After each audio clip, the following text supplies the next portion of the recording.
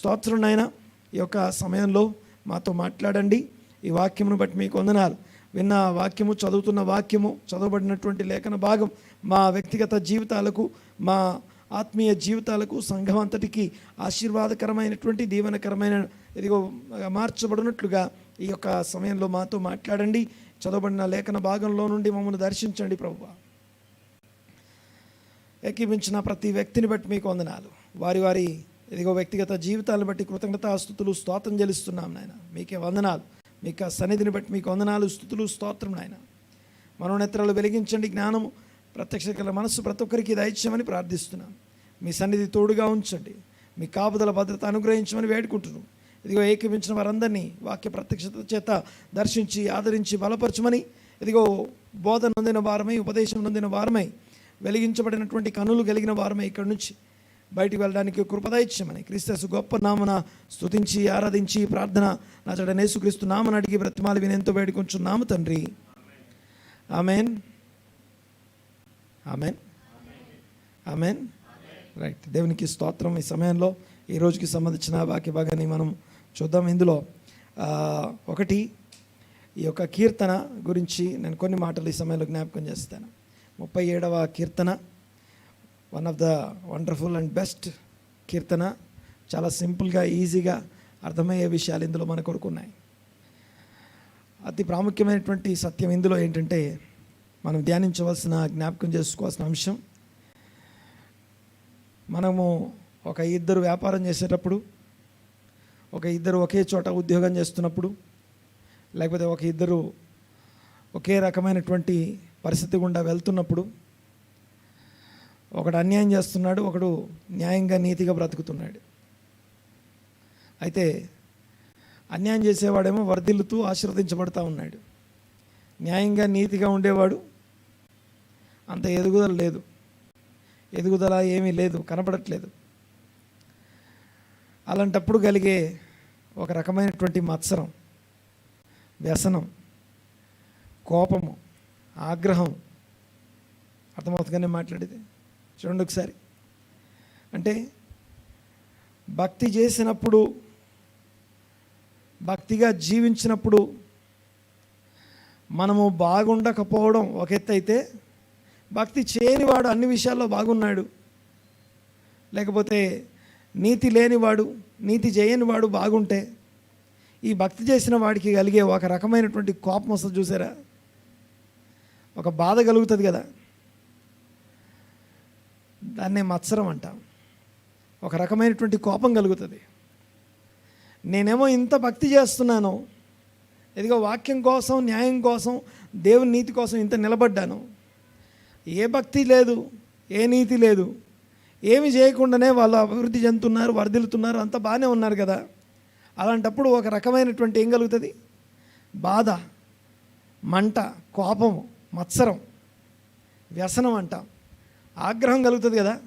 ఆ కోపమును, అలా కోపం వచ్చినప్పుడు ఏం చేయాలో, అలా కోపంలో ఉన్నప్పుడు ఎలాగ వాక్యాన్ని చూడాలో, ఎలాంటి విషయాలు ఆలోచించాలో నీకు నాకు అర్థమయ్యే విషయాలు ఈ కీర్తనలో రాయబడ్డాయి. ఈ సమయంలో ముందుగా ఒక చిన్న అనౌన్స్మెంట్ మీకు జ్ఞాపకం చేస్తాను. ప్రతిరోజు ఉదయం 5 గంటల నుంచి 6:30 వరకు అనుదిన ప్రాతకాల దైవ ధ్యానం మనం కలిగి ఉన్నాం. ఇది ప్రారంభించి 5 సంవత్సరాలు గడిచింది. 2021 సంవత్సరం మే నెల స్టార్ట్ చేస్తే 2021 అనగా ఆల్మోస్ట్ ఆ సమయంలో ఈ యొక్క కోవిడ్ అయిపోయిన తర్వాత కలుసుకోలేని సందర్భంలో ఈ జూమ్ మనకున్నది కాబట్టి ప్రారంభించుకున్నాం. ఉదయాన్నే ఏదో 4 కూర్చొని ప్రార్థన చేసుకుందామని ఒక 4-5 స్త్రీలు మాట్లాడుకొని స్టార్ట్ చేశారు. అది కాస్త ఈరోజు ఎంత అంటే సంఘాలుగా యాడ్ అవ్వడానికి, అనేక మందిని ప్రభావితం చేసే ఒక మంచి ఒక మీడియంగా అది మార్చబడింది. అయితే ఈ సందర్భంలో ఒక అనౌన్స్మెంట్ ఏంటంటే, దాంట్లో 2023 సంవత్సరంలో 36 కీర్తనలు ధ్యానం చేశాం. 36 కీర్తనలు ధ్యానం చేశాం. ఆ రోజు ఒకటి చొప్పున దాదాపుగా 390 వీడియోలు ఉంటాయి. 36 కీర్తనలు 390 వీడియోలు ఉన్నాయి. అయితే పాయింట్ ఏంటంటే 36 కీర్తన వరకు చేసి ఆపేసాం అప్పట్లో. అయితే తిరిగి అది 37వ కీర్తన మళ్ళీ ప్రారంభించాను అనమాట. నిన్నటి నుంచి స్టార్ట్ అయింది. అయితే విషయం ఏంటంటే ఆ 37వ కీర్తనని కంటిన్యూ చేసే ప్రాసెస్లో ఈసారి జూమ్లో మాత్రమే కాదు, రేపటి నుంచి ఎవ్రీడే మార్నింగ్ యూట్యూబ్ లైవ్లో కూడా వస్తుంది. యూట్యూబ్ లైవ్లో అంటే ఎందుకు లైవ్ అంటే, జూమ్లో అయితే క్వశ్చన్స్ అడుగుతారు, జూమ్లో అయితే ఆన్సర్ చెప్పాలి, లైవ్లో అయితే అడిగితే మనం చూస్తున్నాం లేదో కూడా తెలియదు. మనం జూమ్ ఎలాగ ఆన్ చేస్తామంటే ఆన్ చేసి అక్కడ పెట్టి నిద్రపోతాం. ఆ బాధ లేకుండా మాకు కమ్యూనికేషన్ అనగా ఎలాంటి మేము కన్వర్జేషన్లో మేము పాల్గొనము అనుకునే వాళ్ళకి కూడా అవకాశం కల్పించడం కోసం ఎవరు జాయిన్ అయ్యారో పేరు చెప్పాలి. జూమ్లో అయితే నువ్వెవరో చెప్పాలి, ఎక్కడి నుంచి వచ్చావో చెప్పాలి. చెప్పుకోవడం ఇష్టం లేదు మాకు. అలాంటి వాళ్ళ కోసం యూట్యూబ్ లైవ్ రేపు పొద్దు నుంచి ఉంటుంది. కానీ విషయం ఏంటంటే ఆ లైవ్లోనే ఉంటుంది, తర్వాత ఉండదు, తర్వాత చూద్దాం అనుకునేది కాదు. ఓకే, సో కాబట్టి ఇది మనం మాత్రమే కాదు, కానీ ఇది తెలిసిన వాళ్ళకు కూడా దీన్ని పంచడానికి లేకపోతే తెలియజేయడానికి ఈ యొక్క జస్ట్ మీ వ్యక్తిగత ప్రార్థనలో జ్ఞాపకం చేసుకోండి. ఈ విషయాన్ని, కీర్తనల గ్రంథ ధ్యానాన్ని ప్రతిరోజు ఒక మాట జస్ట్ హాఫ్ అన్ అవర్ ధ్యానం చేస్తాం, 1 అవర్ ప్రార్థనలు ఉంటాయి. ప్రతిరోజు 1.5 గంటన్నర, ప్రతి సోమవారం నుండి శనివారం వరకు మనకు ఉన్నటువంటి వారం అంతా ప్రతిరోజు ఉదయకాలం జరిగే అద్భుతమైనటువంటి సహవాసం అది. అందులో ఈ యొక్క 37వ కీర్తన ప్రారంభించుకున్నాం. అయితే ఆ కీర్తనలు ధ్యానించే ప్రాసెస్లో ఈరోజు కొంచెం ఇంట్రడక్షన్ మాట్లాడుకుందాం. దేవునికి స్తోత్రం కలుగునుగాక. ఈ కీర్తన అంటే ఒక రోజువారీ మానవ జీవితంలో మేలు చేస్తూ, న్యాయం చేస్తూ, నీతి కోసం నిలబడి భక్తి చేస్తూ జీవించే వ్యక్తికి, అదే ప్రొఫెషన్లో ఉండి భక్తి నీతి ఇవేమీ లేవు, అవినీతి చేస్తూ అన్యాయం చేస్తూ జీవించే వ్యక్తికి మధ్య ఒక కంపారిజన్ పెట్టుకుంటే, భక్తి లేని వాడేమో బాగున్నాడు, భక్తి చేయని వాడు గొప్పగా ఉన్నాడు, ఆశీర్వాదంలో ఉన్నాడు, వర్ధిల్లుతున్నాడు. భక్తి కలిగిన వాడికి ఏమీ లేకుండా ఉన్నాడు, చాలా ఇబ్బంది పడుతున్నా. ఈ భక్తి కలిగిన వాడికి ఆ భక్తి లేని వాడిని చూసినప్పుడు కలిగే బాధ, కోపం ఉంటుంది కదా. ఆ కోపం కలిగినప్పుడు ఏం చేయాలో, ఆ కోపంలో ఉన్నప్పుడు ఎలా ఉండాలో, ఏం చేయాలో తెలియజేయడానికి దానికి సంబంధించిన వాక్య భాగాన్ని ఇందులో ఈ కీర్తనలో, ఈ పాటలో మనం చూస్తాం. దీనికి నేను కొన్ని మాటలు మీకు జ్ఞాపకం చేస్తాను. ఈ కీర్తనని ఒక సింపుల్గా ఒక 6 పార్ట్స్గా డివైడ్ చేస్తాం, 6 భాగాలు. ఒకసారి చూడండి. ఒకసారి ఇందులో 6 భాగాల్లో ఒక 3 మెసేజ్లు ఉంటాయి, 3 వర్తమానాలు మనకు ఉన్నాయి. అంతేకాదు 3 సింపుల్ మెసేజెస్ ఈరోజుకి నేను మాట్లాడేది.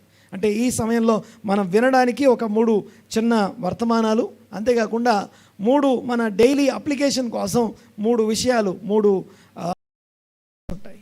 మళ్ళీ చెప్తున్నాను, 6 ఏమో టోటల్ పార్ట్స్గా డివైడ్ చేయబడి ఉంది కీర్తన, 6 భాగాలు. తర్వాత ఇందులో నుంచి 3 విషయాలు నేర్చుకుంటాం, 3 వర్తమానాలు, 3 విషయాలు అందులో నేర్చుకుంటాం. ఇక 4 తర్వాత విషయం ఏంటంటే అందులో నుంచి మరొక 3 మన అప్లికేషన్ కోసం 3 ఇన్స్ట్రక్షన్స్ మనం తీసుకుంటాం. గమనించండి ఒకసారి. ముందుగా ఇక 6 విషయాలు మీకు జ్ఞాపకం చేస్తాం. మొదటి మాట, చెడ్డవారిని చూసి వ్యసనపడకుము, డోంట్ వరీ, అనగా వారి వైపు చూసి అనవసరంగా ఫీల్ అవ్వద్దు, బాధపడొద్దు అని తెలియజేసే మొదటి విషయం. చెడ్డవారిని చూసి వ్యసనపడొద్దు అనగా చెడ్డవారు. ఒక్కసారి నా మాట వినండి ఒకసారి. ప్రతి మనిషి లోపల 2 రకాల ఇంపల్సివ్ ఫోర్సెస్ పనిచేస్తుంటాయి. 2 రకాల ఇంపల్సివ్ ఫోర్సెస్ అనగా 2 ఫోర్సెస్ పనిచేస్తున్నాయి. ఒకటేమో మంచిది, ఇంకొకటేమో చెడ్డది. ఇంతకీ మంచెడేంటి, చెడంటే ఏంటి, ఎలా నిర్ణయించాలి? ఒకవేళ మనం అడిగామనుకోండి, నువ్వు మంచోడివా చెడ్డోడివా అంటే మనం ఇచ్చుకునే సర్టిఫికెట్ ఏంటంటే ఎవరైనా మేమందరం మంచోళ్ళమే. ఇంకో మాట చెప్పాలంటే నేను ఒక్కడనే మంచోడిని, నేను తప్ప మిగిలిన వాళ్ళందరూ కూడా చెడ్డవారు. ప్రతి ఒక్కరు వాళ్ళని వాళ్ళు మేము మంచోళ్ళనే ఆన్సర్ చెప్పుకుంటాం. కానీ మంచేదో చెడేదో ఎలా తెలుస్తుంది? మరి జాగ్రత్తగా గమనించండి ఒకసారి. ముందు ఈ విషయాన్ని మనం ఈ యొక్క ప్రాథమికమైనటువంటి ఈ సత్యాన్ని మనం నేర్చుకున్న తర్వాత వాక్యంలోకి వెళ్దాం. గమనించండి ఒకసారి. What is good and what is bad, and ఇది గుడ్ ఇది బ్యాడ్ అని ఎవరు నిర్ణయించాలి? దేవుడు మనిషికి అన్నీ ఇచ్చాడు, కానీ ఒకటి మాత్రం తను చేయాలనుకున్నాడు, ఒకటి మాత్రం తనే చేద్దాం అనుకున్నాడు. ఏంటా ఒకటి అంటే, ఆ మంచేదో చెడేదో తెలివి నేను మీకు ఇస్తా అనుకున్నాడు. అందుకే ఆదామా, ఈ తోటలో ఉన్నటువంటి ప్రతి వృక్ష ఫలం నువ్వు తినొచ్చు, నిరభ్యంతరంగా తినొచ్చు, ఫ్రీగా తినొచ్చు. దానికి ఏం పే చేయక్కర్లేదు, అడగాల్సిన పని లేదు, పర్మిషన్స్ అక్కర్లేదు, లేకపోతే ఏ ఆటంకం లేదు. నిరభ్యంతరంగా అనే పదం ఉంటుంది అక్కడ. ఫ్రీలీ అని ఇంగ్లీష్లో రాసి ఉంటుంది. నిరభ్యంతరం ఫ్రీ అనే మాటకి don't need to pay or don't need to take any permission. ఎవరి పర్మిషన్ అవసరం లేదు. లేకపోతే నువ్వు మంచిగుంటే తిను, బాగుంటే తిను, నో, నీకు ఏమనిపిస్తే అది ఏదన్నా తినొచ్చు కాక, కానీ ఒకటి మాత్రం తినొద్దు. ఏంటది? మంచి చెడు తెలివినిచ్చే ఫలవృక్షాన్ని మాత్రం తినొద్దు. అది తింటే ఏమవుతుంది అంటే, అది యాక్చువల్గా God is not just talking about the fruit.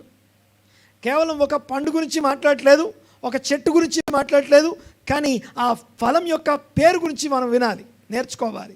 గమనించండి, ఆ చెట్టు పేరు పాపం చెట్టు కాదు, ఆ పండు పేరు పాప పండు కాదు, అది ఆ పండు పేరు పాపం కాదు, కానీ ఆజ్ఞాతిక్రమం పాపం.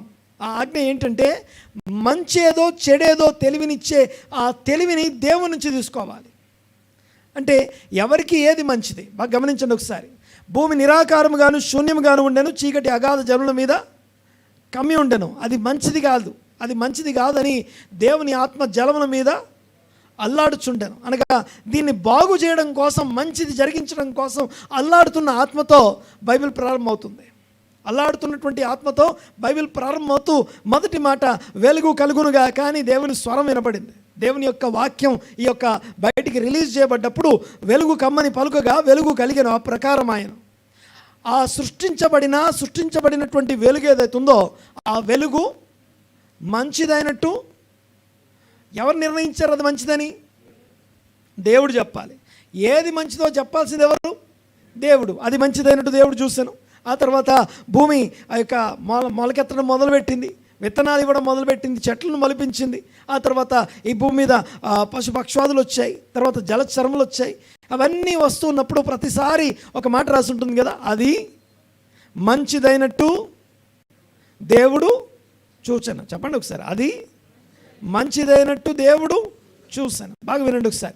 అది మంచిది అని ఎవరు చెప్తున్నారంటే దేవుడు చెప్తున్నాడు. మంచిది అనే సంగతి దేవుడు చెప్పాలి తప్ప మానవుడు కాదు. తర్వాత చూడండి ఒకసారి, మరి ఏది చెడ్డదని ఎవరు చెప్పారు? మళ్ళీ నరుడు ఒంటరిగా ఉండుట అది మంచిది కాదు, అది మంచిది కాదన్న సంగతి చెప్పింది ఎవరు? దేవుడు చెప్పాడు. బాగా వినాలి ఒకసారి. నీకు అనుకున్నది మంచిదో చెడ్డదో, నువ్వు అనుకునే మంచి చెడ్ల గురించి వాక్యం మాట్లాడట్లేదు. నీకు మంచిది అనిపించింది, నీకు చెడ్డది అనిపించింది కాదు, నీ సొంత అనుభవం, నీ సొంత సాక్ష్యం, నీ సొంత అవగాహన కాదు, కానీ దేవుడు ఏది మంచిది అంటున్నాడో, దేవుడు ఏది చెడ్డదంటున్నాడో దాన్ని గుర్తించడం. అయితే గమనించండి ఒకసారి, 6వ అధ్యాయంకి వచ్చేసరికి భూమి మీద దేవుడు నరులను చేసినందుకు నొచ్చుకున్నాడు, పశ్చాత్తాపడ్డాడని చదువుతా. ఎందుకంటే భూమి మీద నరుల చెడుతనం విస్తరించిందట. ఆ చెడుతనం అనే మాటకి అర్థం ఏంటంటే, ఏంటి ఆ చెడుతనం? నరుల్లో ఉన్న మంచితనం ఏంటి, చెడుతనం ఏంటి అంటే, నరుల్లో ఇదిగో దేవుని చిత్తం ఏదో, దేవుని ఉద్దేశం ఏంటో, ఏది మంచిదో చెడ్డదో దేవుని నుంచి తెలుసుకుంటే అది మంచిది. దేవుడిది మంచిది అన్నాడు అనుకోండి, ఇది మంచిది చెయ్యి అంటే చేస్తామనుకోండి, అది మంచిది. దేవుడిది చెడ్డది చెయ్యకు అన్నాడు కాబట్టి చెయ్యలేదు కాబట్టి అది మంచిది. దేవుడు చేయొద్దన్నాడు, మనం చేయలేదు, అది మంచిది. తర్వాత దేవుడు ఏది చెడ్డది అన్నాడో అది చేస్తే, దేవుడు ఏది మంచిది అన్నాడో అది చేయకపోతే దాన్ని చెడుతనం అంట. భూమి మీద నరుల చెడుతనం విస్తరించిందట. నరులను దేవుడు చేసినందుకు నొచ్చుకున్నాడు, లేకపోతే పశ్చాత్తాపడ్డాడని చూస్తాం. విషయం ఏంటంటే, చెడుతనము మంచితనము అనేది ఏది మంచిదో నువ్వు సొంతంగా నిర్ణయించుకునేది కాదు. ఎవరి హృదయం వాళ్ళని గొప్పవాళ్ళని చెప్తుంది. మీ హృదయాన్ని అడిగితే మీరే గొప్పవాళ్ళని చెప్తుంది. ఈ ప్రపంచంలో మీ అంత శ్రేష్ఠులు, గొప్పవారు, ధన్యులు ఎవరు లేరని చెప్తుంది.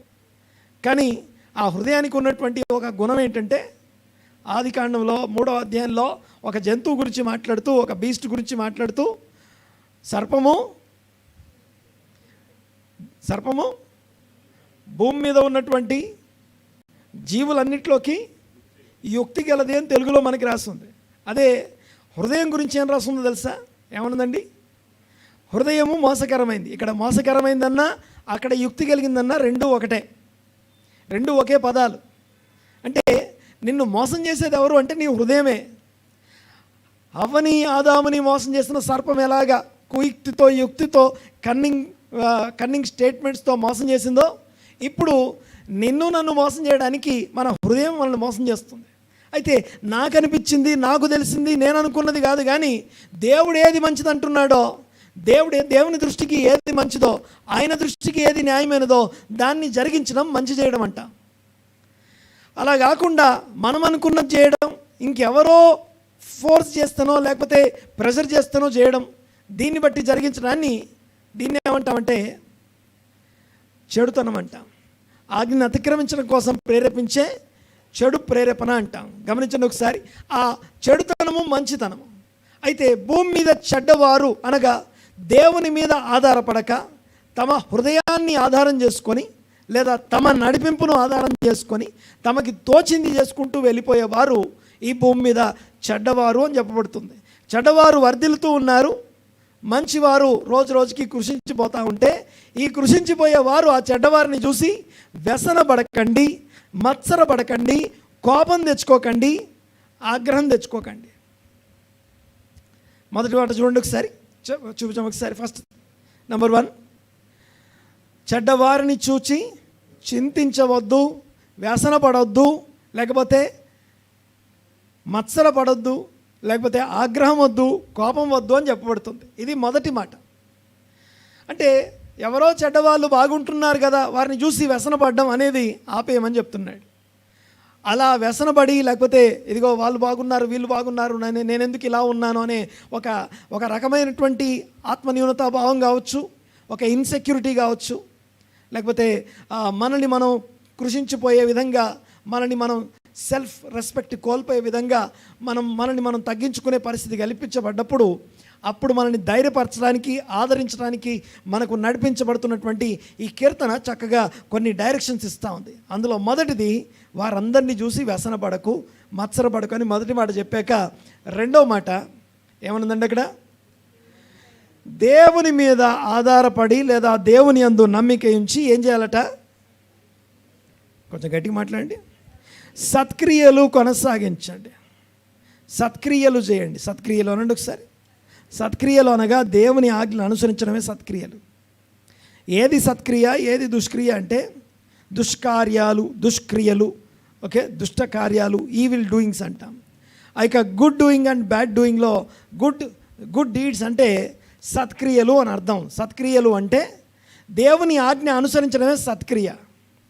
దేవుని ఆజ్ఞ అనుసరించడం ఎప్పుడు సత్క్రియ. అందరూ బాగున్నా సరే, లేకపోతే నువ్వు కృషించిపోతున్నా సరే, నీకు ఇబ్బంది అనిపించినా సరే, వాళ్ళని చూసి వ్యసనపడకు, కోపం తెచ్చుకోకు, మత్సరపడకని చెప్పాక, దేవుని మీద ఆధారపడి దేవుని మీద నమ్మకం ఉంచుకొని విశ్వాసం ఉంచి ఇంకా నీ మంచి పనులను కొనసాగించు, నీ సత్క్రియల జీవితాన్ని జీవించు, కొనసాగించు అని అర్థం. సత్క్రియలు అనండి ఒకసారి. కయీనుతో దేవుడు మాట్లాడుతూ అంటున్నాడు, నీవు సత్క్రియ చేసిన ఎడలా తల ఎత్తుకొనవా అంటాడు. మత్తయి సువార్త 5వ అధ్యాయంలో రాసింది 14వ వచనంలో. మత్తయి సువార్త 5వ అధ్యాయం 14వ వచనం చూడండి ఒకసారి. మత్తయి సువార్త 5వ అధ్యాయం 14వ వచనం. మీరు లోకమునకు వెలుగై ఉన్నారు. మీరు లోకానికి వెలుగై ఉన్నారు. కొండ మీద నుండి పట్టణం. ఎట్లా వెలుగై ఉంటాం? మాలోంచి వెలుగు బయటికి రావడం అంటే అర్థం ఏంటి? కొండ మీద ఉన్న పట్టణం మరుగై ఉండనేరదు. మనుషులు దీపం వెలిగించి కొంచెం కింద పెట్టరు, అది ఇంట ఉండు వారందరికీ వెలిగించినట్లుగా దీపస్తంభం మీదనే పెట్టుదురు. మనుషులు మీ సత్క్రియలను చూచి పరలోకమందున మీ తండ్రిని మహింపరచినట్లు వారి ఎదుట మీ వెలుగు ప్రకాశింపని. వారి ఎదుట మీ వెలుగు ఏమని రాస్తుందండి అక్కడ? మళ్ళీ చూడండి ఒకసారి. ఏమనుంది అక్కడ? ఏం చేయమనుంది? ఎలా వెలుగు ప్రకాశిస్తుందట? చదవాలి. మనుషులు ఏం చూడాలట? మీ సత్క్రియ అంటే ఏది మంచిది? నువ్వు అనుకునే మంచిది కాదు. దేవుని ఆజ్ఞలలో ఏవైతే మంచి ఉన్నాయో, దేవుని ఆజ్ఞలు ఏవైతే ఉన్నాయో, ఏవి డూస్ ఏవి డూ నాట్సో వాటి ప్రకారం చేయడం సత్క్రియ అంటాం.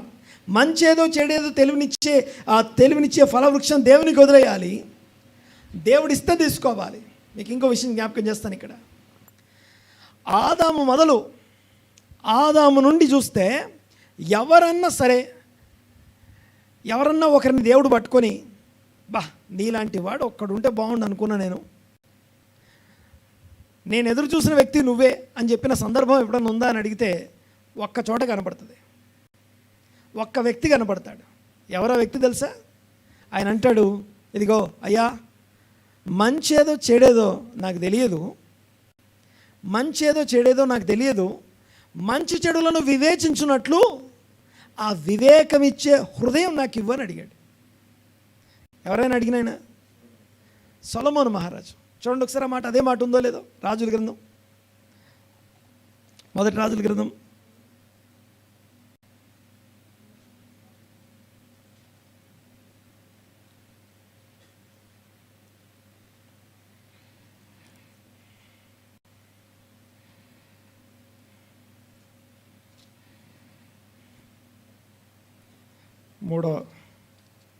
3వ అధ్యాయం 8వ వచనం.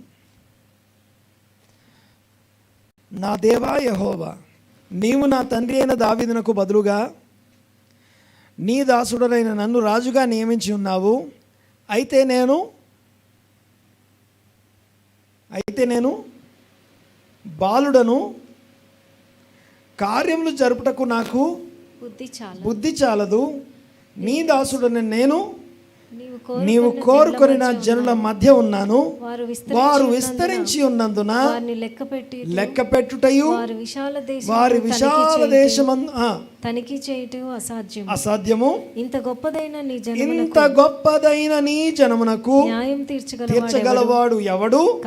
కాబట్టి నేను మంచి చెడ్డలను వివేచించి నీ జనులకు న్యాయము తీర్చునట్లు నీ దాసుడైన నాకు వివేకము కలిగిన హృదయము నాకు దయచేయి. దేవునికి స్తోత్రం, హల్లెలూయా. చూడండి ఒకసారి ఈ మాట అంటే దేవుడు ఎంత సంతోషపడతాడో చూడండి. ఇది ఎప్పటి నుంచిది?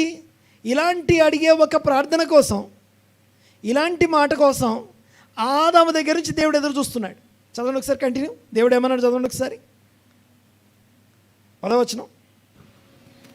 సొలొమోను చేసిన ఈ మనవి ప్రభువునకు అనుకూలమాయను గనుక దేవుడు అతనికి ఇలాగు సెలవిచ్చెను, దీర్ఘాయునైనను ఐశ్వర్యమైనను నీ శత్రుల ప్రాణమైనను అడుగక న్యాయములను గ్రహించుటకు వివేకం అనుగ్రహించుమని నీవు అడిగితివి.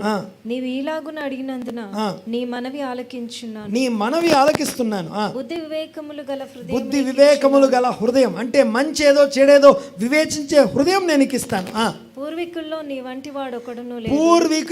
వంటి వాడు ఒక్కడు కూడా లేడు. ఎందుకంటే ఎవరు కూడా ఇలా అడగలేదు ఇప్పటిదాకా. తర్వాత ఇక మీదట నీలాంటి వాడు ఎవరు లేడు అనే విధంగా నేను ఆశీర్వదిస్తాను. ఎవ్వరు అడగని విధానం నువ్వు అడిగావు, నాకు నచ్చిన విధానంలో నువ్వు అడిగావు. నేనేమి ఎదురు చూశానో మనిషి నుంచి అది నీ దగ్గర నాకు దొరికింది కదా. అయితే నిన్నేం చేస్తానంటే నీ భవిష్యత్తులో నీలాంటి వాడు ఇంకెవరూ లేరు అన్న విధంగా నేను ఆశీర్వదిస్తాను. మంచేదో చెడేదో వివేచించే వివేకన హృదయము దేవుని నుంచి పొందుకున్నాడు. అంత మాత్రమే కాదు, సొలొమోను యొక్క ఆస్తి ఈ తరానికి లెక్కబెట్టినా, ఈ తరం వాళ్ళ మధ్యలో నిలబెట్టి సొలొమోను ఆస్తిని లెక్కబెడితే సొలొమోనే richest person in the world. ఈ తరం కాదు, నెక్స్ట్ కొన్ని తరాల వరకు దేవుని వాగ్దానం బట్టి నీలాంటి వాడు ఇంకెవరు లేరు అన్నారు కదా, అన్న మాటను బట్టి ఏ తరానికి వెళ్ళినా సొలొమోనే రిచెస్ట్ పర్సన్. దేవునికి స్తోత్రం కలుగునుగాక. గమనించండి ఒకసారి. సో ఇలాంటి మంచేదో చెడేదో వివేచించే వివేచన దేవుని నుంచి కలుగుతూ ఉంది. యాకోబు పత్రిక చదివితే ఇలా ఉంటుంది. యాకోబు పత్రిక అంతా కూడా దేని గురించి అంటే ఓర్పు గురించి.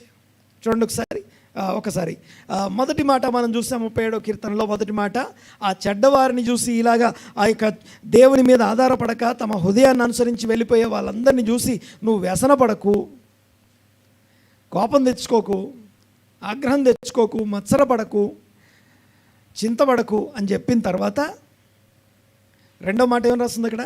చదవ ఒకసారి. రెండో మాట ఏమనుంది అక్కడ? దేవుని మీద ఆధారపడి ఆ మేలు సత్క్రియలు మంచి క్రియలు చేయి. సత్క్రియలు అంటే దేవుని ఆజ్ఞలు అనుసరించుట అని అర్థం. సత్క్రియలు అంటే నీకు అనిపించిన అన్ని సత్క్రియలు కావు, నేను అనుకునే సత్క్రియలు కావు. నువ్వు అనుకునే సత్క్రియ వాక్యంలో ఉంటే అది సత్క్రియ అవుద్ది. మనకు దోచిందంతా మంచిదే, అన్నీ మంచి, all good things are not god things. Right, గమనించండి ఒకసారి. ఇంకొక మాట చదువుదాం ఒకసారి. ఇందాక ఏం చదివామంటే మత్తయి సువార్త 5వ అధ్యాయం 14వ వచనం, మీరు లోకమునకు వెలుగై ఉన్నారు. ఎలాగ మన వెలుగు ప్రకాశించాలంటే మన సత్క్రియలు చేస్తూ ఉంటే ఆ యొక్క సత్క్రియల వెలుగు ప్రకాశిస్తుంది. భక్తిహీనులు ఆ సత్క్రియలు చేయట్లేదంటే వాళ్ళు చీకటిని వెదజల్లుతున్నారు. భక్తిహీనులు లేకపోతే అన్యాయస్తులు చీకటిని వెదజల్లుతుంటే భక్తులు వెలుగును వెదజల్లుతున్నారు. ఆ వెలుగును వెదజల్లేటప్పుడు ఒకవేళ మనం అభివృద్ధిలో ఉండకపోవచ్చేమో, ఒకవేళ నువ్వు తక్కువ స్థితిలో ఉండొచ్చేమో, ఒకవేళ నువ్వు నష్టంలో కష్టంలో ఉండొచ్చేమో, అయినా సరే నువ్వు వెలుగును వెదజల్లుతున్నావు, దేవుడు నీకు తోడై ఉంటాడు అనేది ఈ కీర్తన యొక్క సారాంశం. తర్వాత చూడండి ఒకసారి, సత్క్రియలు అనే వెలుగును ప్రకాశించడం ద్వారా, సత్క్రియలు అనే వెలుగును ప్రజ్వలించడం ద్వారా మనము ఈ లోకంలో వెలుగై ఉన్నాము అని చెప్పబడింది. ఆ తర్వాత ఇంకో వచనం చదువుదాం ఒకసారి. ఎఫెసీ పత్రిక 2వ అధ్యాయం 8వ వచనం. ఎఫెసీ పత్రిక 2వ అధ్యాయం 8వ వచనం చూడండి ఒకసారి. మీరు విశ్వాసం ద్వారా కృపచేతనే రక్షింపబడి ఉన్నారు. ఇది మీ వలన కలిగినది కాదు, దేవుని వరమే. దేవుని వరం బట్టి మనం రక్షణ పొందాం. అది క్రీస్తు యేసు మరణ పునరుత్థానాలను బట్టి మనం రక్షణలోనికి వచ్చాం. రక్షణలోనికి ఎందుకు వచ్చామో చూడండి ఒకసారి. ఇక్కడ ఏమని రాస్తుందో, అది క్రియల వలన కలుగలేదు కనుక ఎవడనూ అతిశయపడే అవకాశం లేదు. మనం అతిశయపడాల్సిన అవసరం లేదు, అతిశయపడాల్సిన అవకాశం మనకు లేదు. ఎందుకంటే క్రీస్తు యేసు మన జీవితాన్ని శిలువ మీద జీవించడం ద్వారా మనం రక్షణ పొందాము, విశ్వసించడం ద్వారా రక్షణలోనికి వచ్చాం. తర్వాత మరియు వాటి యందు మనం ఇలా రక్షింపబడిన వాళ్ళు ఏం చేయాలో, రక్షింపబడిన వారు ఏం చేయాలో ముందుగా ఏమని రాస్తుంది, మరియు మనము వాటి యందు నడుచుకున్నట్లు దేవుడు ముందుగా సిద్ధపరిచిన క్రియలు కొన్ని ఉన్నాయి. అనగా దేవుని ఆజ్ఞలు ఏవి అనుసరించాలో ఏవి అనుసరించకూడదో, అనగా ఏది చేయాలి చేయకూడదు అని చెప్పి దేవుని ఆజ్ఞల అవన్నీ ఏవైతే ఉన్నాయో వాటన్నిటి యొక్క సారాంశం గమనించండి ఒకసారి. ఆ ఆజ్ఞలన్నీ కూడా దేవునికి స్తోత్రం కలుగునుగాక. ఇక్కడ గమనించండి, ఆ యొక్క దేవుని ఆజ్ఞలు ఏవైతే అనుసరించడం ఉందో వాటిని సత్క్రియలు అంటాం. రక్షింపబడిన వారు ఏవి అనుసరించాలో ఆ క్రియలు ముందుగా ఉన్నాయట. చదవండి ఒకసారి ఏమనుంది అక్కడ.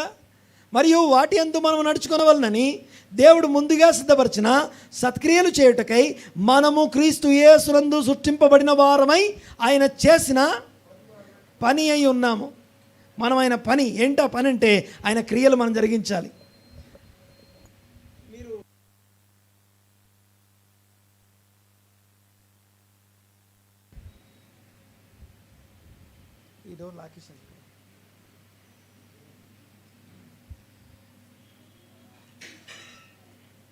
ఓకే రైట్, చూడండి ఒకసారి.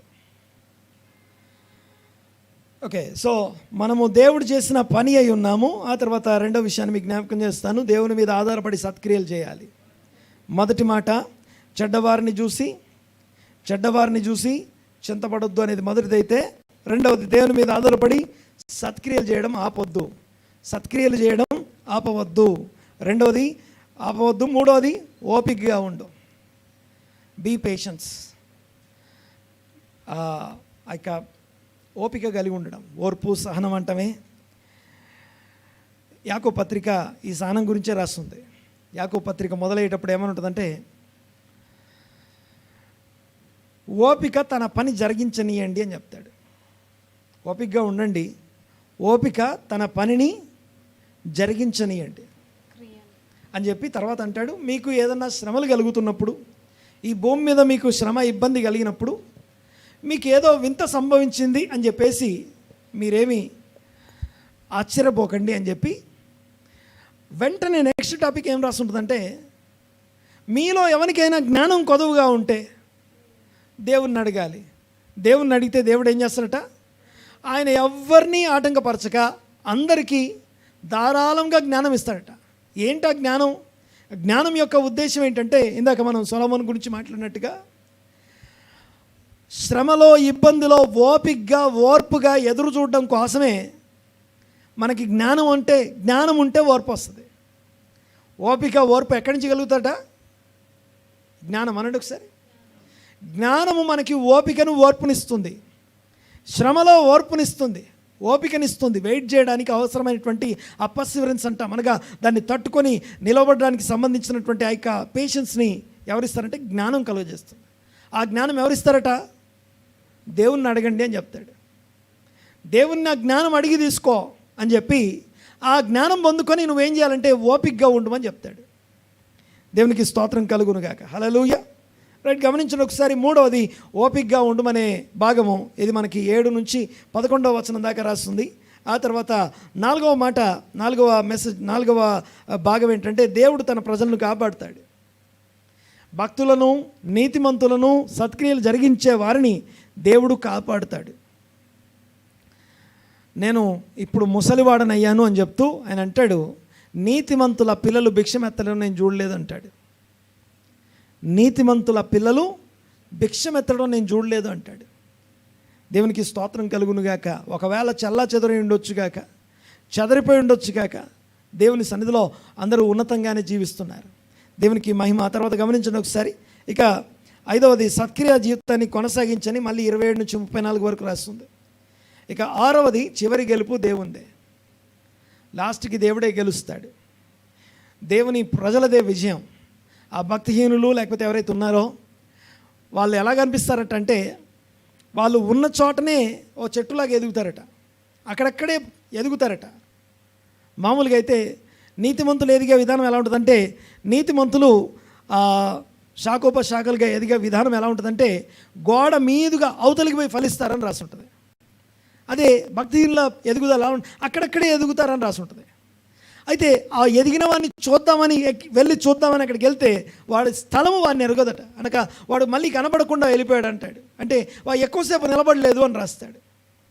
ఒకవేళ భక్తిహీనతను బట్టి వచ్చే వచ్చుబడి కావచ్చు, లేదా భక్తిహీనత లేకపోతే దేవుని వాక్యానికి విరుద్ధంగా జీవించడం ద్వారా ఏదన్నా కలగొచ్చుగాక, అది ఎక్కువసేపు నిలవదు. అది చెప్పడం కోసం ఈ కీర్తన రాయబడింది.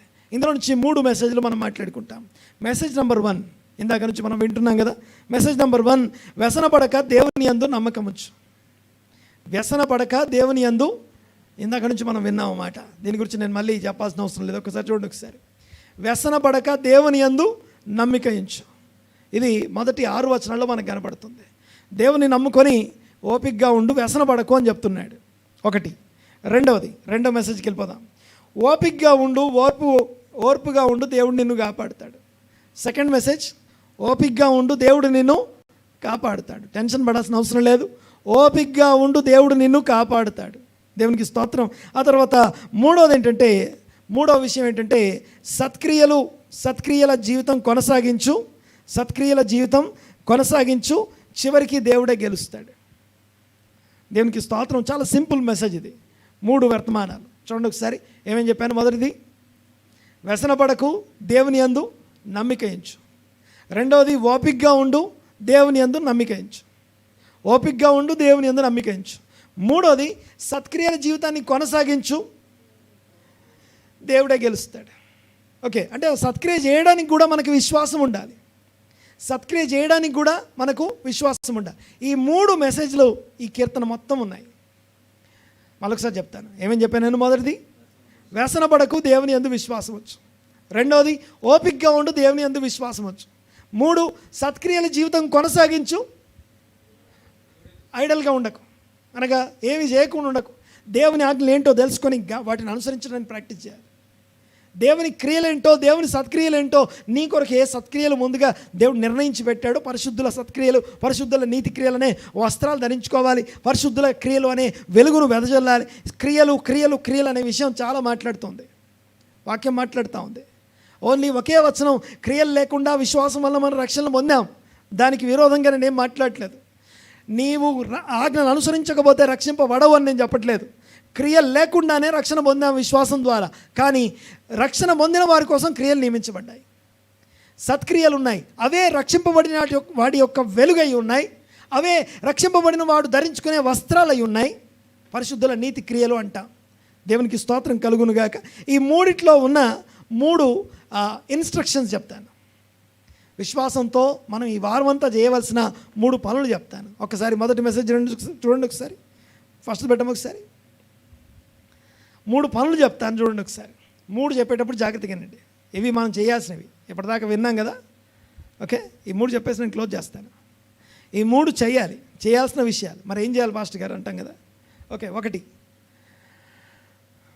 దేవుడు మొదటి మాట ఏం నేర్చుకున్నాం మనం? వ్యసనపడకు, దేవుని యందు నమ్మిక ఉంచు, వ్యసనపడకు. అలా ఉండి ఏం చేయాలంటే చూడండి ఒకసారి.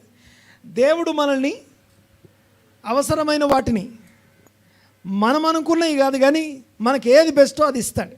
నమ్మిక ఉంచు. ఏం చేయాలో కింద రాసిన చూడండి ఒకసారి.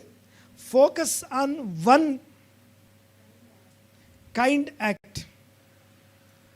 ఏది ఆల్రెడీ నీ నీ ప్రొఫెషన్లో ఉన్నవారు కావచ్చు, నీకు సంబంధించిన వాళ్ళు కావచ్చు, వాళ్ళు చాలా బాగున్నారు, భక్తి చేయట్లేదు, నీతి చేయట్లేదు, వాళ్ళు చాలా బాగున్నారు, మనం నష్టంలో ఉన్నాం, కష్టంలో ఉన్నాం, అయినా సరే అక్కడ కూర్చొని సత్క్రియలు చేయడం కోసం ఒక ఇన్స్ట్రక్షన్ ఏంటంటే, ఏదన్నా ఒక కైండ్ యాక్ట్, దేవుని వాక్యం నెరవేర్చే విధంగా ఒక కైండ్ యాక్ట్ ఎవరికన్నా చేయగలిగేది ఉంటే, ఎవరికి ఏం చేయగలమా అని ఎదురు చూసి దాన్ని చేయాలి.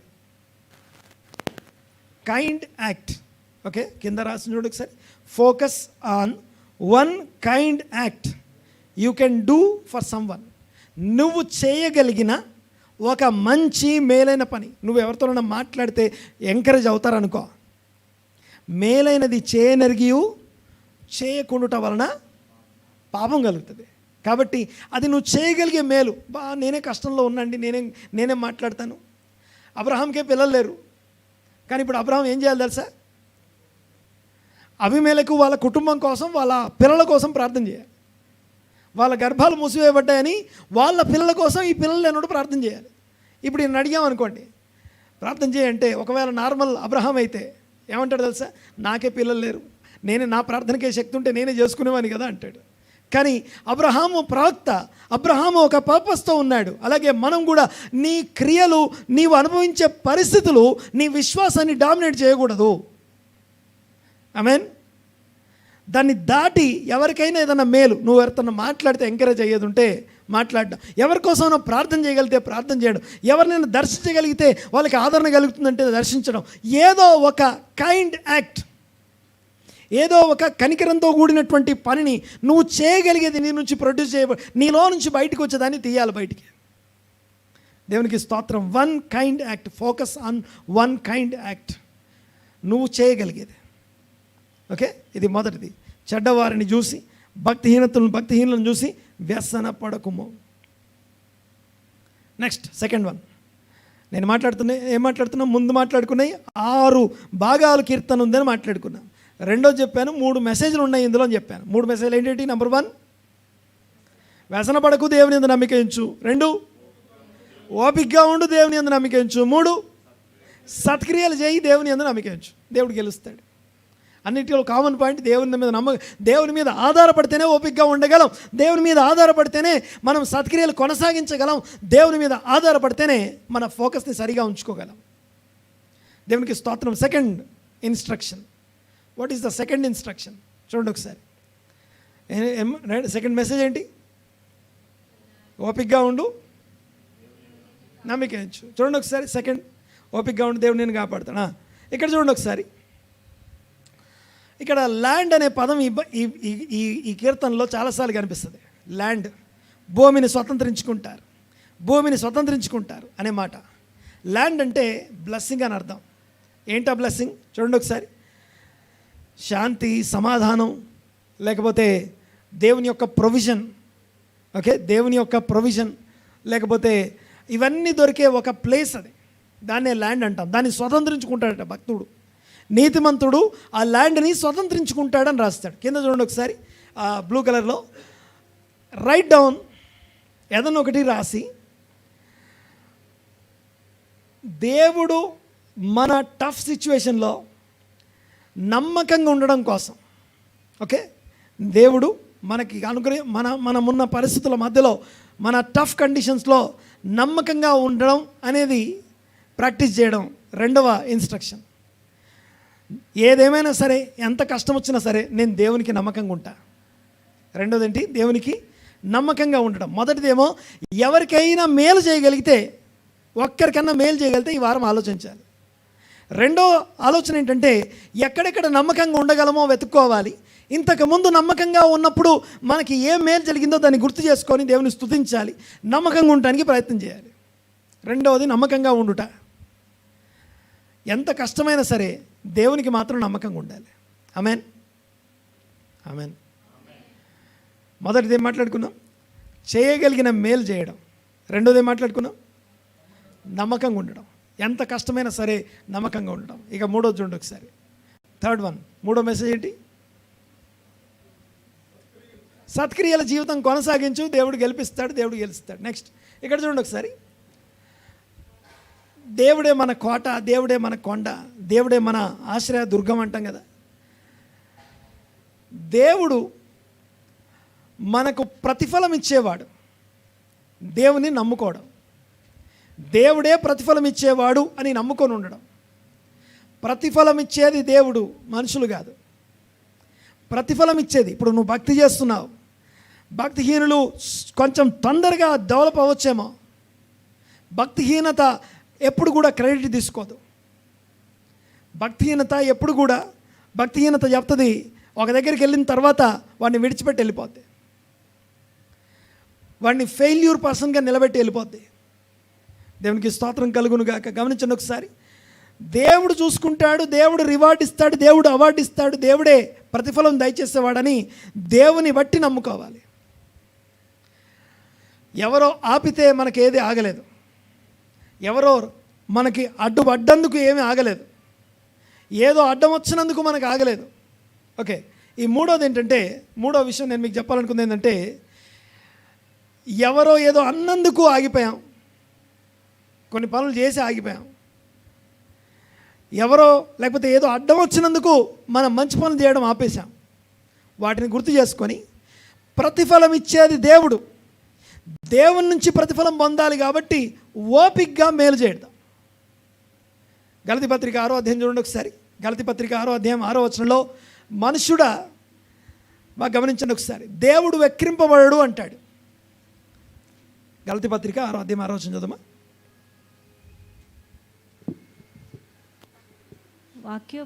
మోసపోకుడి, దేవుడు వెక్కిరింపబడడు. మనుషుడు ఏం విత్తుతాడో అదే పంటకు వస్తాడు.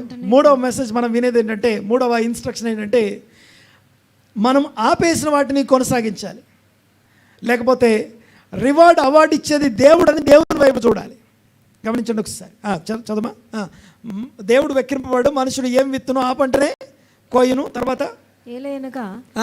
శరీరేచ్ఛలను బట్టి విత్తువాడు శరీరమును బట్టి క్షయమును పంట కోస్తాడు. ఆత్మను బట్టి, ఆత్మ ఫలాలను బట్టి, దేవుని యొక్క నడిపింపును బట్టి, దేవుని సత్క్రియలు చేస్తూ జీవించేవాడు ఎవరైతే ఉన్నారో ఆత్మను బట్టి నిత్య జీవం అనే పంట కోస్తాడు. తర్వాత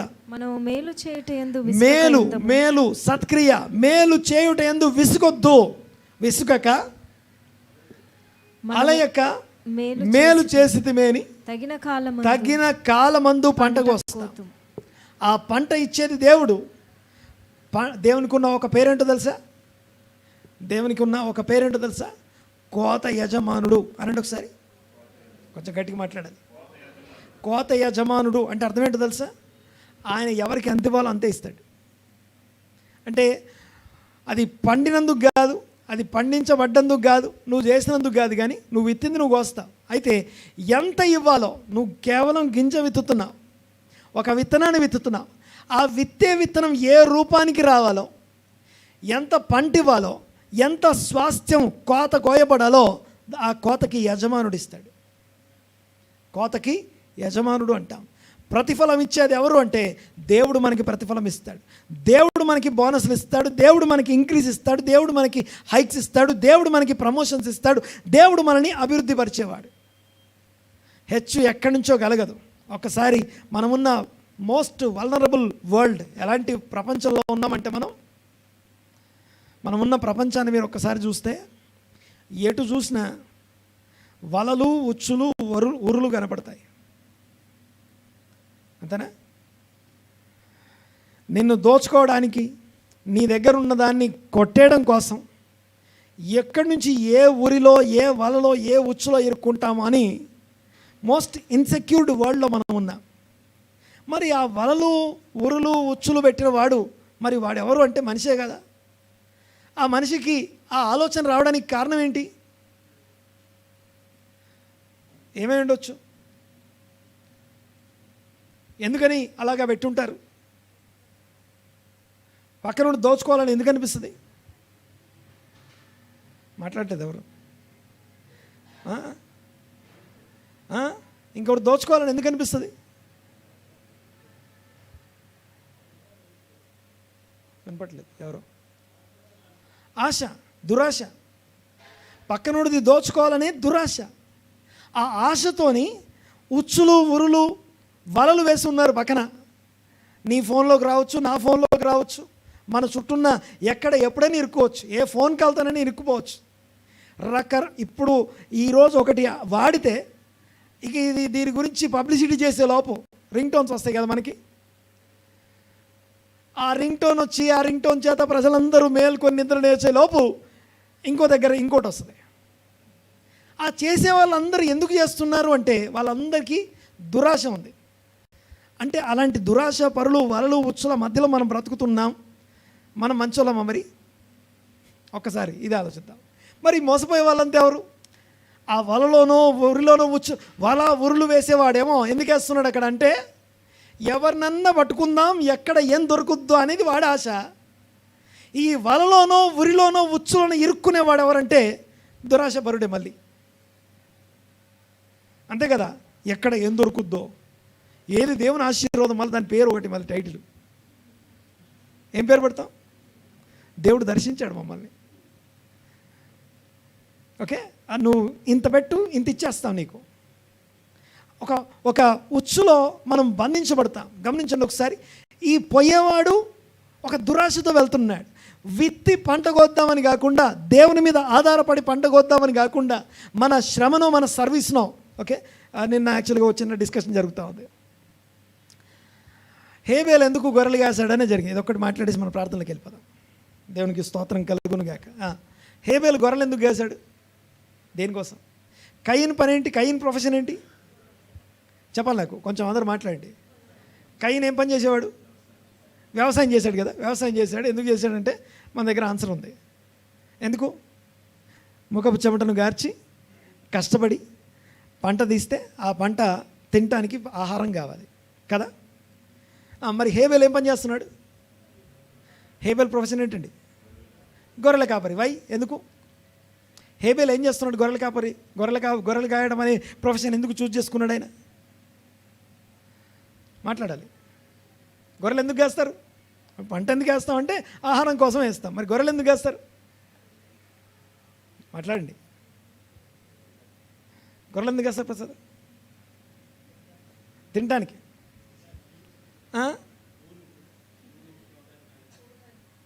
అర్థంగా ఊల్. ఓకే, ఊల్ కోసం, ఇంకా మాంసం కోసం, ఊల్ కోసం. కానీ ఒక పాయింట్ ఎంతో తెలుసు ఇక్కడ. నోహు వరకు మాంసం లేదు. నోహు తర్వాతనే మాంసాహారం అనేది ఇంట్రడ్యూస్ చేయబడింది. అంటే హేబేలు గొర్రెలు కాసేటప్పటికీ మాంసాహారం లేదు. అలాంటప్పుడు దీన్ని ఎవరైనా వ్యాపారంగా తీసుకుంటావా? హేబేలు ఏం చేస్తున్నాడు అక్కడ? కొద్దిగా నేను చెప్పేది అర్థం చేసుకోవడానికి ప్రయత్నం చేయండి. దేవుని క్రియలు అనుసరించడం అంటే అర్థం ఏంటి, లేకపోతే ఈ యొక్క వ్యసనపడే విధంగా వెళ్ళిపోవడం అంటే అర్థం ఏంటో చెప్పడం కోసం ఇది చెప్తున్నాను. గమనించండి ఒకసారి. ఇప్పుడు హేబేలు గొర్రెలు ఎందుకు కాశాడు అని అడిగితే ఏం చెప్తాం? యాక్చువల్గా ఆదాము పాపం చేయకముందు ఉన్న ప్రపంచాన్ని ముందు తెలుసుకోవాలి మనం.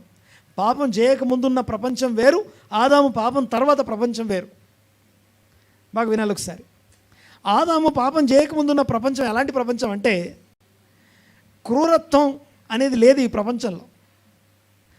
అన్ని శాకాహారులే. ఓకే, ఏదేం డైట్ అంటామే అంత శాకాహారులే. వినండి ఒకసారి. అయితే అంత శాకాహారులే ఉన్నటువంటి ప్రపంచంలో ఈవెన్ ఒక సింహము, గొర్రెపిల్ల సింహము రెండు కలిసి తిరిగేటివి. తోడేలు గొర్రెపిల్ల కలిసి ఆడుకునేవి. ఏది? ఆ ప్రపంచంలో. ఈ ప్రపంచం మళ్ళీ రాబోతుంది. ఎప్పుడు? క్రీస్తు 1000 ఏండ్ల పాలనలో నెరవేర్చబడబోయే విషయాలు అవి. బాలుడు నాగుపాము కలిసి ఆడుకుంటారట. ఓకే, ఇవన్నీ యెషయా గ్రంథంలో రాసున్నాయి. పాయింట్ ఏంటంటే, అంటే ఒక జీవి ఇంకో జీవిని చంపాలనే క్రూరత్వం అనేది ఆదాము పాపం తర్వాత వచ్చాయి. ఆదామా, నీ వలన నేల శపించబడింది. అప్పటిదాకా ఈ క్రూరత్వం అనేది లేదు. ఒకదాన్ని ఇంకోటి చంపడం అనేది లేదు అప్పటిదాకా. మరి అలాంటప్పుడు మరి హేబేలు వెళ్ళి గొర్రెల్ని ఎందుకు కాస్తున్నాడు అనేది ప్రశ్న కదా. ఒక్కసారి ఆలోచించండి. హేబేలే కాదు, ప్రతి మానవుడు తమ పాపమును తెలిసిన వారు అనగా మేము పాపం చేస్తాము, పాపం నుంచి మేము విడిపించబడాలి అనుకునే వాళ్ళందరూ వాళ్ళకి కొన్ని క్రియలు ఉన్నాయి. ఏంటి ఆ క్రియలంటే, we have to rectify the world. ఈ ప్రపంచాన్ని బాగు చేయాలి. We are the solutions for this world. అయితే హేబేలు టైంకి పరిస్థితి ఏంటంటే, ఈ భూమి మీద అన్నిట్లో క్రూరత్వం వచ్చింది, భూమి పంట ఇవ్వడం ఆగిపోయింది, ముళ్ళ తుప్పలు గచ్చిపోదలు ఇస్తూ ఉంది. అలాంటి సందర్భంలో ఒక జీవి ఇంకో జీవిని చంపుతుంది. అన్ని జీవులు తమని ప్రొటెక్ట్ చేసుకోవడానికి ఎవరి సేఫ్టీ అవి చూసుకున్నాయి. కొన్ని పరిగెత్తడం నేర్చుకున్నాయి, కొన్ని రెక్కలు ఎగిరిపోవడం నేర్చుకున్నాయి, కొన్ని దాక్కోవడం నేర్చుకున్నాయి, కొన్ని బండ సందులోకి వెళ్ళిపోవడం నేర్చుకున్నాయి, కొన్ని లోపలికి దిగిపోవడం నేర్చుకున్నాయి. అన్నీ నేర్చుకున్నాయి. ఒకటి ఈ భూమి మీద తనంతట తాను బ్రతకడం చేతకాంది ఒకటే ఎవరంటే గొర్రె. అన్ని జీవులకి బ్రతకడం తెలిసిపోయింది. వాటి తిండి అవి ఎలా సంపాదించుకోవాలో తెలిసిపోయింది. ఇంకో దాన్ని చంపుకొని తిని తమ తిండి తింటాయి.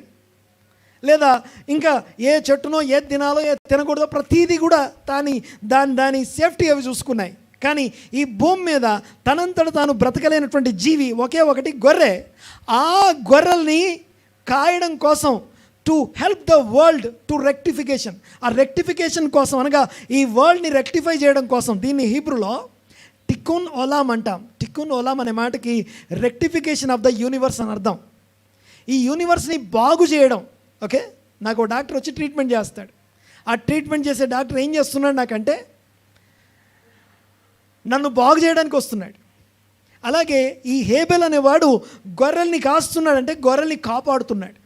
గొర్రెల్ని అనగా ఈ వరల్డ్ని రిపేర్ చేయడం అనగా, ఈ పాయింట్ ఎందుకు ఇప్పుడు చెప్తున్నానంటే, మనము మన ప్రతిఫలాన్ని దేవుడిస్తాడు. ఆ ప్రతిఫలం ఎప్పుడు పొందుకుంటాము అంటే, ఈ భూమి మీద ఏదైనా సర్వీస్ చేయాలి. ఈ భూమి మీద ఏదైనా సర్వీస్ చేయాలి. ఏ సర్వీస్ చేయకుండా, ఏ పని చేయకుండా, ఎంత పని చేస్తామో, ఎంత ప్రొడ్యూస్ చేస్తామో, ఎంత హెల్ప్ చేస్తామో, ఎంత సర్వీస్ ఇస్తామో ఇవేం మాట్లాడకుండా డైరెక్ట్గా మాకు ఎంత వస్తుంది అని మాట్లాడడం ఏదో అది దురాశ. ఏం విత్తుతామో అదే కోస్తాం. ఏ సర్వీస్ ఇవ్వలేదు, ఏ పని చేయలేదు, డైరెక్ట్ డబ్బులు కావాలి మాకు. ఇది మనిషిని దురాశ పరులుగా తయారు చేస్తుంది. మోసపోయిన వాడే మళ్ళీ మోసం చేసేవాడుగా మారతాడు. మోసపోయిన వాడే మోసం చేసేవాడుగా మారిపోతాడు. మోసం చేసిన వాడు మోసపోతూనే ఉంటాడు. బట్ ఎవరైనా సరే బాగున్నట్టుగా కనబడతారు, బట్ వాళ్ళ అభివృద్ధి ఎక్కువ కాలం నిలవదు. దేవునికి స్తోత్రం. ఈ యొక్క పరిస్థితుల మధ్యలో మోస్ట్ వల్నరబుల్ వరల్డ్లో దేవుని వాక్యం తట్టు తిరగడం కోసం 37వ కీర్తన మనల్ని ఎంకరేజ్ చేస్తుంది. ఈ వారం అంతా దాన్ని ధ్యానిద్దాం. ఈ వారం అంతా దాని మీద మనసు ఉంచుతాం. 3 విషయాలు నేను జ్ఞాపకం చేశాను. 3 ఇన్స్ట్రక్షన్స్ మాట్లాడుకున్నాం. ఇన్స్ట్రక్షన్ నెంబర్ 1, ఎవరికైనా మేలు చేయగలిగేది ఉంటే, నువ్వు చేయగలిగితే గో అండ్ డూ దట్. కనికరంతో మేలు చేసేది ఉంటే చేయండి. 1. 2 ఏం చెప్పాను? నమ్మకంగా ఉండాలి. అన్ని విషయాల్లో ఎంత కష్టమైనా ఎంత నష్టమైనా దేవునికి నమ్మకంగా ఉండు. 2. 3 చెప్పాను, ప్రతిఫలం దేవుడిస్తాడు కాబట్టి ఆపేసిన పనులు, మేలు చేసి ఆపేసాం. ఎందుకంటే ఏం రావట్లేదు, లేకపోతే ఎవరో ఆపేశారు, ఎవరో అడ్డం వచ్చారు, మాకు ఎవరో ఏదో అన్నారు కాబట్టి ఆపేశాం, ఏదో జరుగుద్దని భయంతో ఆపేశాం. ప్రతిఫలం ఇచ్చేది దేవుడు కనుక go head, keep on going. అందరం లేచి ప్రార్థన చేసుకుందాం.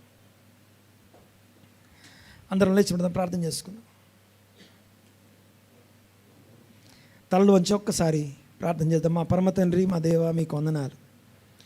స్తోత్రం నాయనా, మీకే వందనాలు. ఈ సమయంలో మాకు మీరు అనుగ్రహించిన వాక్య ప్రత్యక్షతను బట్టి మీకు వందనాలు. స్తోత్రం నాయనా, మీకు వందనాలు చెల్లిస్తున్నా. విన్న వాక్యము మా హృదయాల్లో, మా వ్యక్తిగత జీవితాల్లో స్థిరపరచమని ప్రార్థన చేస్తున్నా. మహోన్నతుడా, మహాగణుడా, సర్వాధికారి, మీకు వందనాలు. దీనులే భూమిని స్వతంత్రించుకుంటారన్న మాటను బట్టి మీకు వందనాలు. నీతిమంతుల పిల్లలు భిక్షమెత్తరు అన్న మాటను బట్టి మీకు వందనాలు. ఇదిగో విన్న ప్రతి మాట, మేము చదివిన ప్రతి మాట ఈ వారమంతా మేము ఆలోచించబోతుండగా మాకు తోడై ఉండండి. ఈ ప్రపంచంలో, ఈ మోస్ట్ వల్నరబుల్ వరల్డ్లో మేము ఎలా జీవించాలో, ఎలాంటి జీవితం మేము కలిగి ఉంటే మీకు ఇష్టమో ఆ జీవితం చేత నన్ను మమ్మను తృప్తిపరచమని ప్రార్థన చేస్తున్నా. వందనాలు, స్తుతులు, స్తోత్రం నాయన. మీ సన్నిధిని బట్టి కృతజ్ఞతలు, స్తుతులు, స్తోత్రం నాయన. ఏకీభించిన ప్రతి ఒక్కరి కోసం నేను ప్రార్థన చేస్తూ ఉన్నాను. వారి మీద మీ కనుదృష్టి ఉంచండి, దీవించి ఆశీర్వదించి బలపరచు ప్రభువా. స్తోత్రం నాయన, మీకే వందనాలు. మీ కార్యములు వారి ఎడల విస్తరింపచేయండి. వారి వెలుగు ప్రకాశించున్నట్లుగా, చీకటిలో వారు వెలుగై ఉండున్నట్లుగా, ఈ అంధకారములో ఇదిగో దుష్క్రియలు, ఇదిగో దురాశ, శరీర క్రియలు, లోకాశలు, శరీరాశ, నేత్రాశ, జీవపు డంబం చేత ఈ లోకమంతా నింపబడి ఉండగా, చీకటి రోజు రోజుకి వెదజల్లబడుతూ ఉండగా, ఆ చీకటిలో ప్రకాశించే వెలుగులాగా వాక్యమును చేతబట్టుకొని ఇదిగో ఆకాశమందలి జ్యోతులు అవన్నీ వెలుగుతున్నట్టుగా మేము వెలిగే వారంగా ఉండటానికి సహాయం దయచేయండి. మాకు బోధించబడిన, మాకు ప్రకటించబడుతున్న ఈ 37వ కీర్తనను అర్థం చేసుకొని, ఈ కీర్తన ప్రకారం మేము మీ సన్నిధిలో నిందారహితంగా నిర్దోషత్వంతో జీవించడానికి కృప దయచేయమని ప్రార్థిస్తున్నాము తండ్రి. ఎవరైతే ఈ సమయంలో భక్తిహీనుల అభివృద్ధిని చూసి, ఇదిగో అవినీతి పరుల అభివృద్ధిని చూసి వ్యసనపడుతున్నారు, మత్సరపడుతూ కోపంతో ఉన్నారు, ఆగ్రహంతో ఉన్నారు, దేవా వారిని కనికరించండి. ఇదిగో వారి కోసం ప్రార్థన చేస్తున్నాను ఆయన. ఈరోజు విన్న మాటలు మా హృదయాల్లో స్థిరపరచండి. విన్న మాటల చేత నన్ను మమ్మను తృప్తిపరచమని ప్రార్థిస్తున్నాను. క్రీస్తు యేసు మరణ పునరుత్థానాలను బట్టి నన్ను మమ్మను ఉచితముగా రక్షించి, ఇదిగో పరిశుద్ధుల నీతి క్రియల చేత సన్మానించి, ఇదిగో అలంకరించిన దేవా మీకు వందనాలు, స్తోత్రం నాయన. మా అలంకారాలు వెలిగిచ్చేవిగా ఉండటానికి సహాయం దయచేయండి. ఏకీవించిన వ్యక్తి కొరకు, ప్రతి వ్యక్తి కోసం ప్రార్థన చేస్తున్నాం. ప్రతి కుటుంబం కోసం ప్రార్థన చేస్తున్నాను నేను. వారి వారి స్థితిగతుల్లో మీరు తోడై ఉండండి. పాపములు పరిహరించండి, అతిక్రమాలు తుడిచివేయండి. స్తోత్రం నాయన. ప్రతి విధమైన గిల్ట్ అండ్ కండెమ్నేషన్ నుంచి సంఘం అంతటికి విడుదల ప్రకటిస్తూ ఉన్నా. సహాయం దయచేయండి ప్రభువా. మీకే వందనాలు, స్తుతులు, స్తోత్రం నాయన. ఏకీపించిన ప్రతి ఒక్కరిని దర్శించి, దీవించి, ఆశీర్వదించండి. ఈ వాక్యం చేత ఒక్కొక్కరిని తాకుమని వేడుకుంటున్నాం. కేవలం మీకే వందనాలు, స్తుతులు, స్తోత్రం చెల్లిస్తున్నాం. మీ నామమునకే ఘనత, మహిమ, ప్రభావం ఆరోపిస్తూ ఏకీపించిన ప్రతి ఒక్కరిని మీ కృప కిందికి తీసుకొస్తున్నాం నాయన. ఆశీర్వాదము, నెమ్మది, సమాధానంతో ప్రతి ఒక్కరిని నింపండి. దీనులు భూమిని స్వతంత్రించుకుంటారన్న మాటను బట్టి మీకు వందనాలు. ఇదిగో మీ ఎదుట దీనులమై ఉండి మీ వాక్యం అనుసరించి జీవించడానికి కృప దయచేయమని మీ నామాన్ని గొప్ప చేస్తూ, ఇదిగో ఈ ప్రార్థన ఏకీవించిన వారందరినీ మీ యొక్క హస్తాలకు అప్పగిస్తూ, మేము విన్న ఇదిగో ఇన్స్ట్రక్షన్స్ని ఈ వారమంతా చేయడానికి కృప దయచేయమని వేడుకుంటూ, కనికరము, న్యాయము, విశ్వాస్యత కలిగి నిందారహితంగా నిర్దోషత్వంతో జీవించడానికి ఈ వారమంతా కృప దయచేయమని వేడుకుంటూ, స్తుతించి ఆరాధించి ఈ ప్రార్థన నజరేయుడైన యేసుక్రీస్తు నామమున అడిగి బ్రతిమాలి వినయంతో వేడుకొంచున్నాము తండ్రి. ఆమేన్, ఆమేన్, ఆమేన్.